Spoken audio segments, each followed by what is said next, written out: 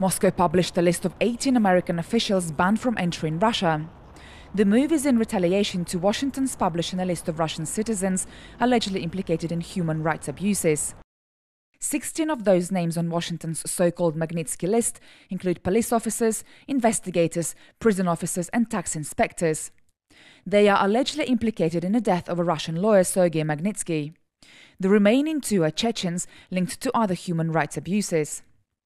No prominent politicians or senior officials are on the US list. Moscow has been warning Washington not to issue the list. Washington, however, moved on to release the names, and shortly after that Moscow published its own list, barring 18 US citizens from Russia. The Russian blacklist includes 4 officials alleged to be involved in human rights abuses in Guantanamo. The rest are people that Russia links to human rights abuses against Russian citizens abroad.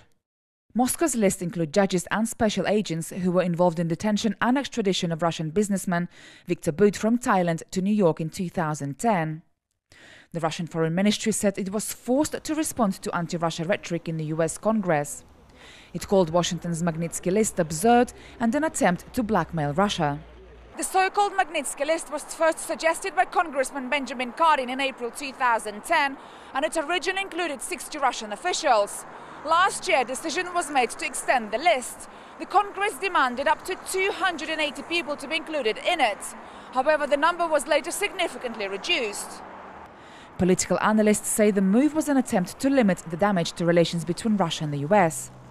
Russia already banned American citizens from adopting Russian children as part of retaliatory measures against Washington's Magnitsky Act. What we saw earlier today can be described as a damage limitation operation.